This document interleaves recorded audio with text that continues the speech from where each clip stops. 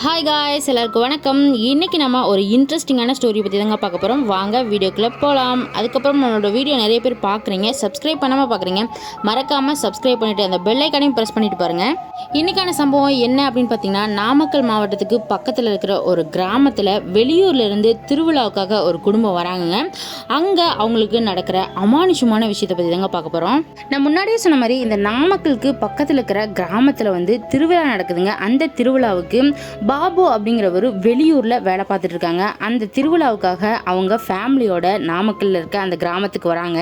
இந்த பாபுவோட ஃபேமிலியில் இவரோட சேர்த்து மொத்தம் 4 பேர் இருக்காங்க. இவரோட மனைவி, அதுக்கப்புறம் இவருக்கு ஒரு பொண்ணு, ஒரு பையன், மொத்தம் 4 பேர் இருக்காங்க. இவங்க சொந்த ஊர் இவங்க நாமக்கலுக்கு பக்கத்தில் இருக்கிற கிராமம் தாங்க. இவங்க வெளியூரில் போய் செட்டில் ஆகி அங்கேயே ஒரு பெரிய கம்பெனியில் வேலை பார்த்துட்டு இருக்காங்க. அந்த சமயத்தில் தான் திருவிழா அப்படின்னு சொல்லி கேள்விப்பட்டு அந்த கிராமத்துக்கு இவங்க எல்லாருமே கிளம்பியும் வராங்க. அந்த கிராமத்துலேருந்து ஒரு ஒதுக்குப்புறமாக ஒரு வயல்வெளி மாதிரி இருக்குங்க. அந்த வயல்வெளியில் தான் இவங்களோட ரிலேட்டிவோட ஒரு வீடும் இருக்குது. அந்த வீட்டில் தான் இவங்க ஸ்டே பண்ணி அந்த ஊர் திருவிழாவை கொண்டாடுறதுக்காக அங்கே வரதா முடிவு பண்ணியிருக்காங்க.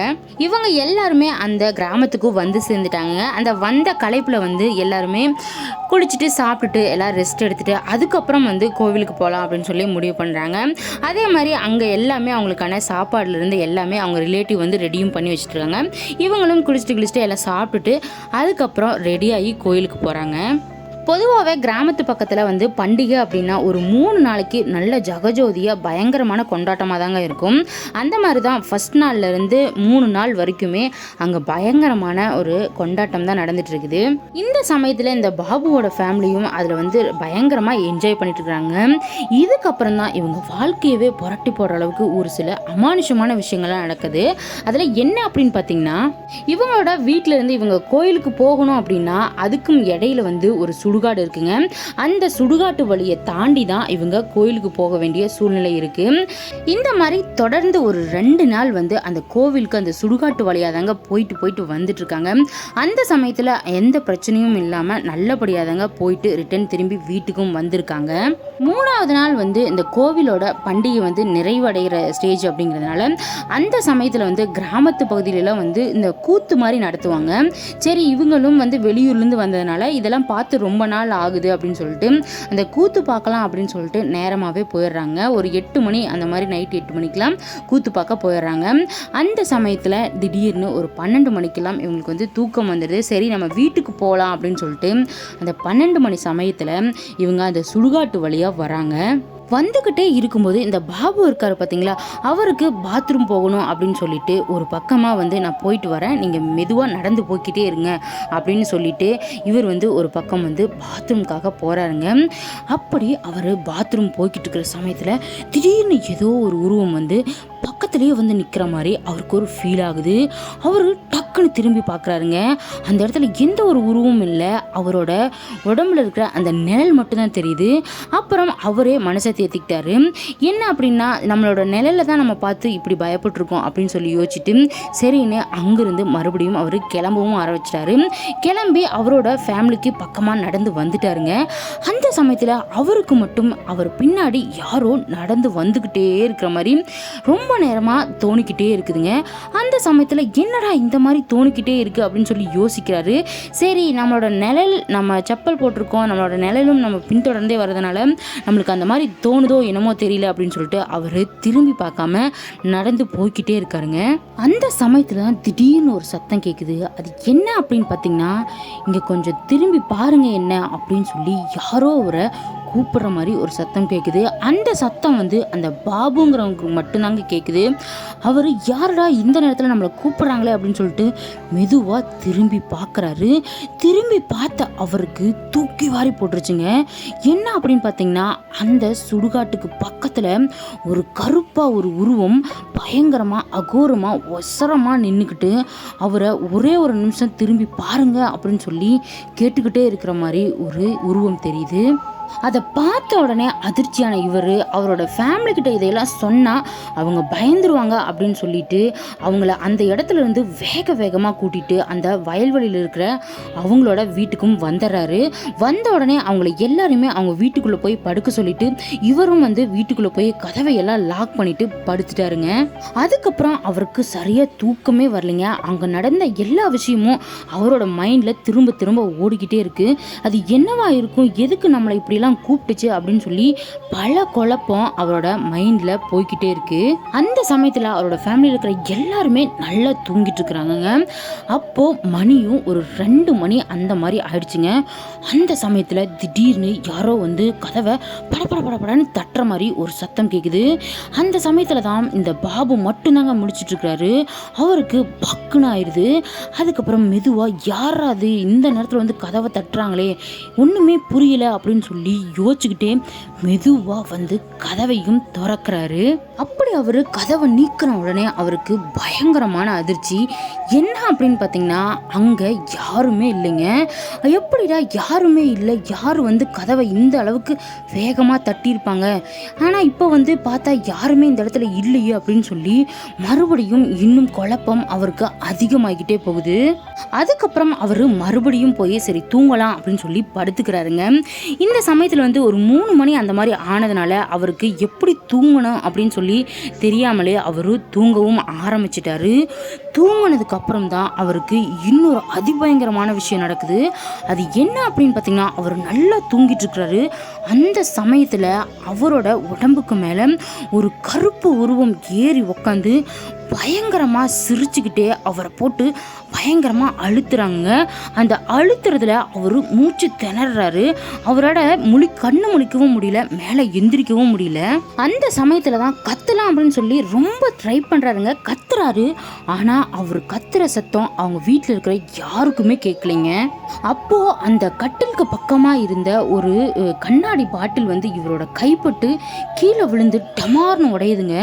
அந்த சத்தம் கேட்டதுக்கு அப்புறம் தான் அவரோட ஃபேமிலியிலேருந்து எல்லாருமே எந்திரிக்கிறாங்க. எந்திரிச்ச உடனே என்னாச்சு அப்படின்னு சொல்லி கேட்கும்போது இந்த பாபு அப்போ தான் முழிப்பிலிருந்து எந்திரிக்க முடியுது.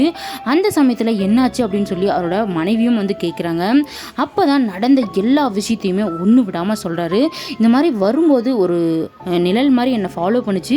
அதுக்கப்புறம் யாரோ கதவை தட்டினாங்க, நான் ஓப்பன் பண்ணி பார்த்தேன், வெளியே யாருமே இல்லை. அதுக்கப்புறம் எப்படி தூங்கணும்னு தெரியல, நான் தூங்கிட்டேன். அந்த சமயத்தில் ஏதோ ஒரு உருவம் என்னை வச்சு பயங்கரமாக அழுத்துச்சு. என்னால் மூச்சு கூட விட முடியல.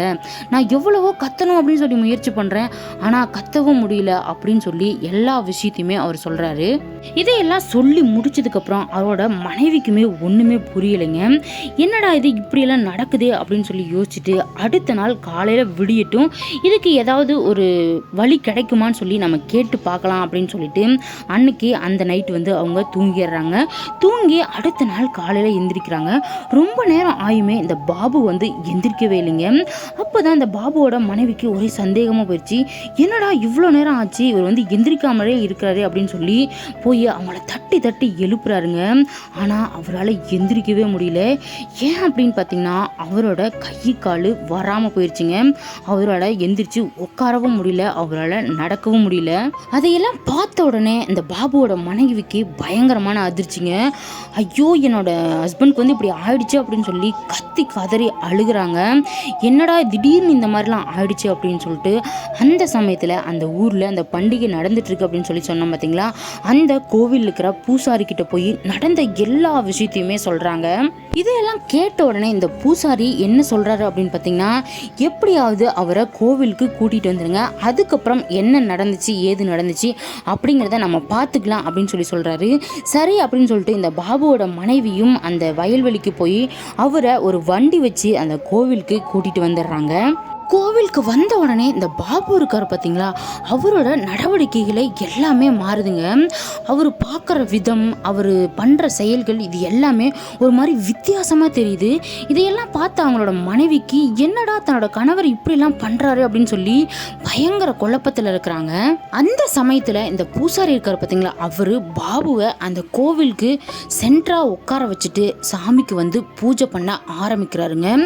பூஜை பண்ண இந்த கை கை கால் வராமல் உட்காந்துட்டு இருந்த அந்த பாபு அவர் தானாக எந்திரிச்சு ஒரு மாதிரி ஆக்ரோஷமாக ஆட ஆரம்பிச்சிட்டாருங்க. இதையெல்லாம் பார்த்துக்கிட்டு இருந்த அந்த கோவில் சுற்றி இருந்தவங்களுக்கு ஒரே குழப்பமாக போச்சு.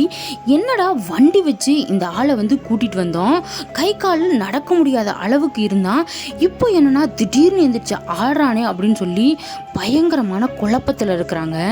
அப்பதான் இந்த பூசாரியும் கேட்க ஆரம்பிக்கிறாரு, நீ யாரு, நீ எதுக்காக இவரோட உடம்புல வந்திருக்க அப்படின்னு சொல்லி கேட்குறாரு. கேட்ட உடனே இந்த ஆடிக்கிட்டு இருந்த பாபு வந்து திடீர்னு கீழே உட்காந்து ஓன அழுக ஆரம்பிச்சிடுறாரு.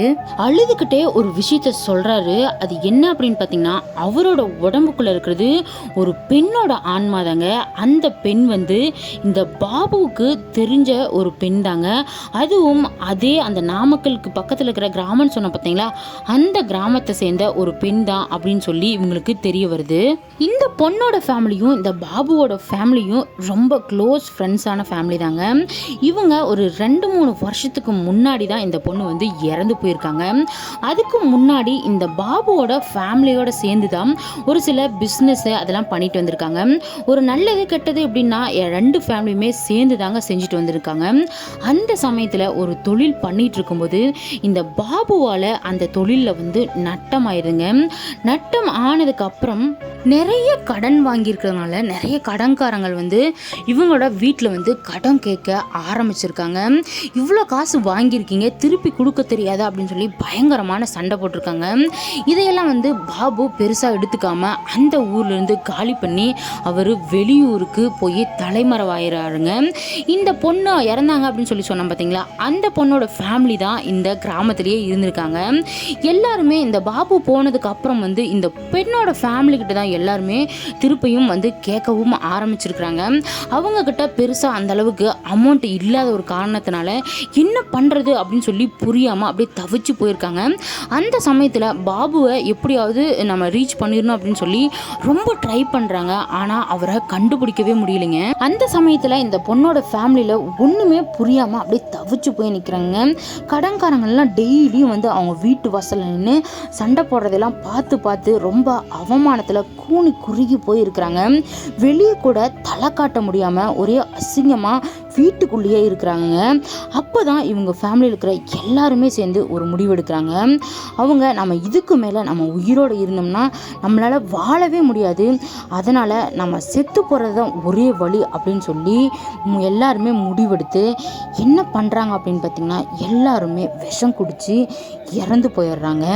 இவங்க குடும்பத்தில் எல்லாரும் இறந்து போயிட்டாங்க அப்படிங்கிறத அந்த ஊர் மக்கள் எல்லாருமே தெரிஞ்சுக்கிட்டு அதுக்கப்புறமுமே அவங்கள பற்றி தப்பாக தான் பேச ஆரம்பிக்கிறாங்க.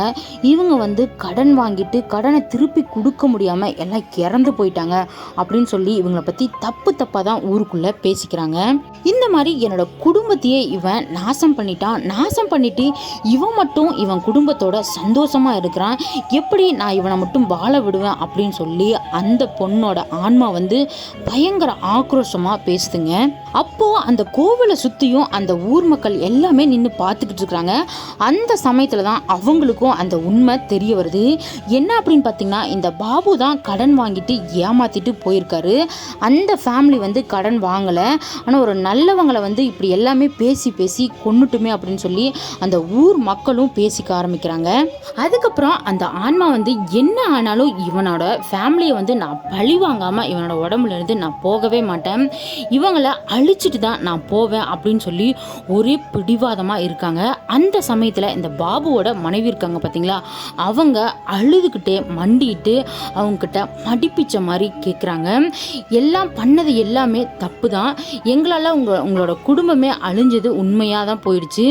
இந்த சமயத்தில் எங்களுக்கு வந்து ஒரு பையனும் ஒரு பொண்ணும் இருக்காங்க, அவங்களோட வாழ்க்கையை நீங்கள் யோசிச்சு பாருங்கள், நாங்கள் பண்ணதுக்கெல்லாம் பரிகாரம் என்ன வேணாலும் நாங்கள் செஞ்சுக்கிறோம் அப்படின்னு சொல்லி என்னோட புருஷனை உயிரோட விட்டுருங்க அப்படின்னு சொல்லி கெஞ்சி அழுகுறாங்க. அதுக்கப்புறம் இந்த பாபுவோட பொண்ணும் பையனுமே பயங்கரமாக அழுகுறாங்க. அழுதுகிட்டே என்னோட அப்பா எங்களுக்கு வேணும், எங்ககிட்ட இருந்து பிரிச்சிடாதீங்க அப்படின்னு சொல்லி பயங்கரமாக கதறி அழுகுறாங்க. இந்த குழந்தைங்க எல்லாம் அழுகிறத பார்த்த உடனே அந்த பொண்ணுக்கு மனசே இறங்கிருச்சுங்க. அதுக்கப்புறம் தான் இவ்வளோ தப்பு பண்ணியுமே இவனை நான் உயிரோட விட்டுட்டு போகிறேன் அப்படின்னா அந்த குழந்தைங்களுக்காக தான் இவனோட உடம்புலேருந்து நான் விலகி போகிறேன், இல்லை அப்படின்னா கண்டிப்பாக இவனை ஏதாவது நான் பண்ணியிருப்பேன் அப்படின்னு ஆக்ரோஷமாக சொல்கிறாங்க. என்னோட குடும்பம் ஆன நிலைமைக்கு இவனை சும்மாவே நான் விட்டுருக்கக்கூடாது. இப்போ விடுறேன் அப்படின்னா இதுக்கு ஒரே ஒரு காரணம் அந்த பொண்ணும் அந்த பையனும் மட்டும்தான். எங்களை மாதிரி இவங்களோட குடும்பமும் சீரழியக்கூடாது அப்படிங்கிற ஒரே காரணத்தினால தான் இவனோட உடம்புலேருந்து நான் போகிறேன் அப்படின்னு சொல்லிட்டு அந்த பாபுவோட உடம்புலேருந்து அந்த கோவிலே விலகி போயிருக்காங்க.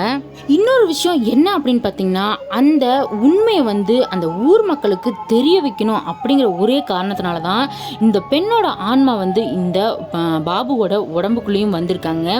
இந்த சமயத்தில் அந்த ஊர் மக்கள் எல்லாத்துக்குமே உண்மை தெரிஞ்சிருச்சு அப்படிங்கிறதுனால தான் அந்த பொண்ணும் அந்த பாபுவோட உடம்புல இருந்து போயிருக்காங்க.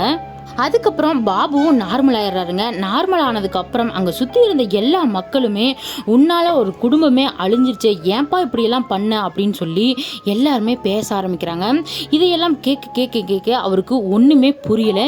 என்னடா எல்லாருமே இப்படி சொல்கிறாங்க அப்படின்னு சொல்லி புரியாமல் யோசிச்சுக்கிட்டே இருக்காங்க. அப்போ தான் அவரோட மனைவி எல்லா விஷயத்தையுமே சொல்ல ஆரம்பிக்கிறாங்க.